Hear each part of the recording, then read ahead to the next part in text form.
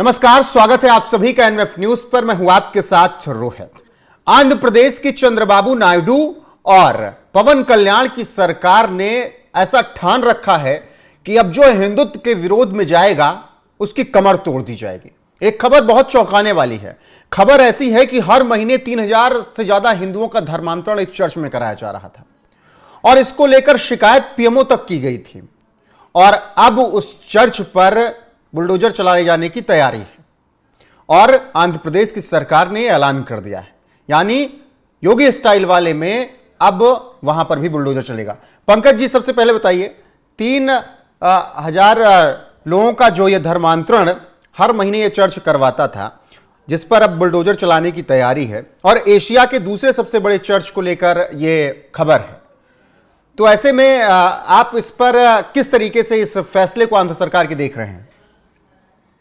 नहीं, देखिए रोहित, जब जगनमोहन रेड्डी की सरकार थी आंध्र प्रदेश में, वाईएसआर कांग्रेस की सरकार, तो वाईएसआर कांग्रेस के जो नेता हैं जगनमोहन रेड्डी, वो खुद क्रिश्चियन है और ये आरोप लग रहा था कि उनके राज में बड़े पैमाने पर आंध्र प्रदेश में क्रिश्चियन मिशनरियों का दबदबा है। और ये जो आपने कहा ना कि 3000 हिंदुओं को ईसाई बनाने की बात, ये दावा खुद सतीश कुमार जो उस चर्च के पादरी ने किया था कि मैंने हर साल 3000 हिंदुओं को ईसाई बनाया है। और इतना ही नहीं, वो कैलवरी टेम्पल चर्च है, वो उनका दावा है कि ये एशिया के सबसे बड़े चर्चों में से एक है। इसके सदस्यों की संख्या 4 लाख से अधिक है और जो वीकली प्रेयर होते हैं ना, उस प्रेयर में 20,000 से ज्यादा लोग मौजूद रहते हैं। ये इनका दावा है, ये हम दावा नहीं कर रहे हैं। ये और बहुत बोस्ट करता था, ये अपने बारे में बहुत बड़ी बातें बताता था। और इतना ही नहीं, इनका दावा यह है कि ये कैलवरी बाइबल कॉलेज, कैलवरी अस्पताल, कैलवरी स्कूल, इस तरह कैलवरी के नाम पे बहुत सारे संस्थान चलाते थे। और ये था कहां? गुंटूर के एक छोटे से गांव में। अब नवंबर 2024 में इस चर्च के खिलाफ प्रधानमंत्री कार्यालय को एक शिकायत दर्ज कराई गई थी, मतलब लिखी गई थी, और उसमें उस शिकायत में यह थी कि ये जो चर्च का संचालन पंचायती राज, राजस्व, पुलिस और ध्वनि प्रदूषण नियंत्रण बोर्ड जैसे सरकारी विभागों की अनुमति के बिना किया जा रहा है, इसका जो संचालन है। और इतना ही नहीं, ये जो भी इससे कमाई होती है, जो भी पैसे आते हैं, उसका टैक्स का भुगतान ये नहीं करता डॉक्टर सतीश कुमार। और उस शिकायत के बाद जांच हुई और जांच के बाद यह पाया गया कि वास्तव में यह चर्च अवैध रूप से संचालित हो रहा था और गरीबों को कैसे ये कन्वर्ट करते थे, जरा पैटर्न समझिए। किराने का सामान देके, जो हम जाते हैं ना, चावल, दाल, गेहूं, तेल, इस तरह का ईंधन, आप तो जहां से आते हैं बहुत अच्छी तरीके से जानते होंगे कि ये क्रिश्चियनिटी में कैसे कन्वर्ट कराया जाता है। झारखंड में किस तरीके से खेल चल रहा है? नहीं, बहुत आसान तरीका है, बहुत कोई रॉकेट साइंस नहीं है कि ये कैसे करते हैं, और ऐसा नहीं है किसी को पता नहीं। देखिए, ये गरीबी का फायदा उठाते हैं। पहली बात, चर्च के दो चीजें हैं, फाइनेंस और इनका यह है कि एक जो लड़की, ये बहुत बड़ा फैक्टर है। ये कहते हैं कि हमारी क्रिश्चियनिटी में लव करना, बिना ब्याहे सेक्स करना या इस तरह कोई बंधन नहीं। तो ये तो एक नौजवान, एक तबका उससे अट्रैक्ट होता है। लेकिन ज्यादा लोग जो होते हैं ना, वो पैसे देकर, अनाज देकर, 2 बोरी अनाज दे दिया, अब जिसके पास कुछ नहीं है। मैं आपको एक उदाहरण बताता हूं और यह सच्ची बात है। मेरे यहां एक बूढ़ी माता जी काम करने आती थी, क्योंकि उनके घर में कुछ नहीं था, खाने का कुछ नहीं था, तो वो आती थी और कहती थी कि आपके यहां मैं कुछ काम कर दूंगी, छोटे मोटे काम, और उसके बदले मुझे कुछ दे दीजिएगा। और वो खाना वाना भी यहां खाती। एक दिन आके बोल रही थी कि पता है, मैं कल पिताजी के पास गई थी। तो मुझे हैरानी हुई, मैंने कहा आपके पिताजी जिंदा है? क्योंकि वो खुद ही बहुत बूढ़ी थी। तो बोले कि नहीं, आपको पता है कि नहीं, वो पिताजी के में बहुत गुण हैं और वो पैसा भी देता है। हम कहे कितना दिया? वो कहे कि हमको 1500 रुपया दिया। बताइए, मात्र 1500 रुपए के लिए। मैंने कहा कहता क्या है?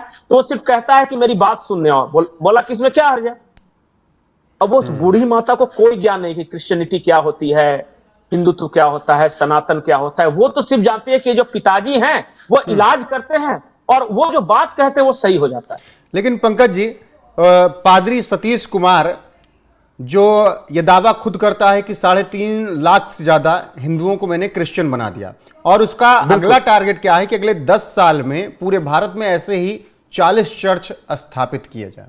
कभी कभार कहा जाता है कि जो मुस्लिम समुदाय में कुछ ऐसे कट्टरपंथी हैं जो कन्वर्जन करवाते हैं हिंदुओं का, उनसे खतरनाक कहीं ज्यादा क्रिश्चियनिटी वाले हैं।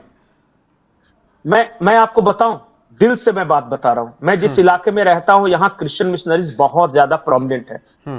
मैं झारखंड की बात कर रहा हूं, और मैं तमाम आदिवासी इलाकों में घूमता हूं, बंगाल के आदिवासी इलाके, छत्तीसगढ़ के, उड़ीसा के। आप मुसलमानों की बात करते हैं ना, दिल्ली या यूपी वाले मुसलमान शोर शराबा है, ये करना धरना कुछ नहीं, इतना हल्ला करता है कि हमेशा लात खा जाता है, आदमी गुस्सा के मार जाता है। क्रिश्चियनिटी वेल ऑर्गेनाइज्ड स्ट्रक्चर है और वेल फाइनेंस स्ट्रक्चर है। इनकी जो ऑयली है ना, और इनकी ट्रेनिंग है, बहुत अच्छी ट्रेनिंग। जब एक फादर होता है ना, और नन्स होते, नन्स कुछ नहीं करती, वो तो बेचारी चर्च, जो फादर्स होते हैं ना गांव में, वो बहुत कठोर ट्रेनिंग के बाद ये बनते हैं। मैं ट्रेनिंग बोल रहा हूं। वो इतने शातिर होंगे कि आप बगल में उनको बैठ के क्रिश्चियन मिशनरी को गालियां देते रहिए, ये कर रहा है, वो कर रहा है, वो चुपचाप मुस्कुराते रहते हैं।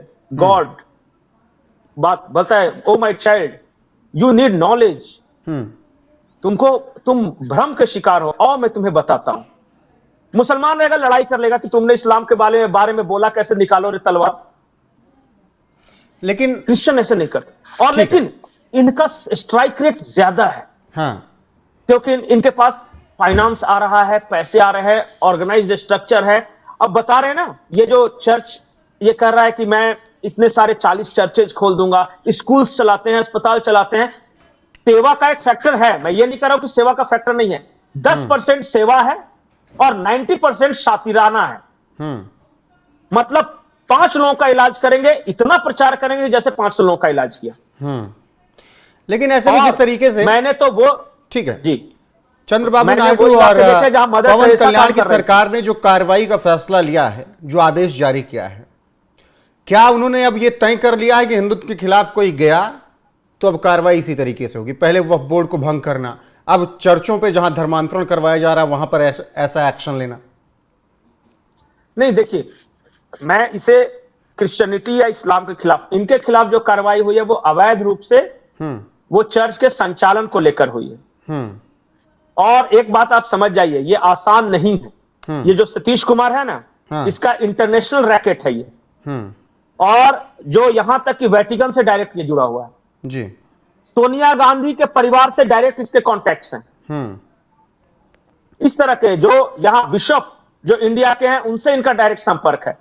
तो आज तो बैन लगाया है, या फिर ये कह दिया है, कल को जाके पैरवी और पहुंच के दम पे ये ऑर्डर कैंसिल हो जाए तो आश्चर्य मत कीजिएगा। बिल्कुल, मैं पहले ही बता दे रहा हूं। बिल्कुल। फिलहाल हाँ, मैं बताता हूं जी, ये इनके बारे में जो कहा जाता है कि ये अमेरिका, दक्षिण अफ्रीका, कोरिया, कई देशों में जाके वो प्रीचिंग्स करते हैं। और एक बार अंतरराष्ट्रीय पहुंच भी बताई जाती है पादरी सतीश कुमार की। भारत सरकार पे भी दबाव पड़ने वाला है, जितने आपके क्रिश्चियन कंट्रीज हैं ना, और ये वेटिकन वगैरह है, वहां से प्रेशर आएगा कि हमारे सतीश कुमार के संस्था पे कैसे हाथ लगा दिया, रिश्ते खराब हो जाएंगे देशों के साथ। इस तरह की बात होती है। इसलिए मैं कह रहा हूं, कल को जाके अगर ये ऑर्डर कैंसिल हो जाए, या फिर हो सकता है कि इसी को किस तरह मॉडिफाई करके चले भाई एक आध दीवार वार गिरा दिए, बाकी लोग भी खुश, हम भी खुश, आप भी खुश, ये भी होता है। फिलहाल कार्रवाई की बात आंध्र प्रदेश जी। मैं एक आखिरी बात बोल रहा हूं। एक निर्मल संस्था यहां चलती थी झारखंड के रांची में, और उस संस्था पे आरोप लगा कि वो लड़कियां बेचते थे। वो गरीब आदिवासियों की लड़कियां आते थे, वो बहुत हंगामा हुआ, और बिल्कुल उस संस्था पे बैन लगना चाहिए और सील कर दो, ये कर दो, वो कर दो। बाद में पता चला कि जैसे ही मीडिया की सुर्खियों से वो गायब हुआ, अभी भी चल रही है, मैं देख रहा था वहां कल। बिल्कुल पंकज जी, फिलहाल कार्रवाई का आदेश आंध्र प्रदेश सरकार की तरफ से दिया गया है, और जो अवैध हिस्सा है उसे गिराया जाएगा। लेकिन जिस तरीके से कन्वर्जन कराया जा रहा है और दम भरा जा रहा है कि हमने 3.5 लाख लोगों का कन्वर्जन, जो हिंदू थे उन्हें क्रिश्चियन बना दिया, वो बेहद चिंता का विषय है। सरकारों को इस पर सोचना होगा। कन्वर्जन पर कड़े कानून और चाहिए होंगे, ऐसा लगता है। फिलहाल पंकज जी, आपका जुड़ने के लिए बहुत बहुत शुक्रिया। बाकी दर्शक वीडियो को शेयर करें, लाइक करें और बने रहें हमारे साथ। नमस्कार।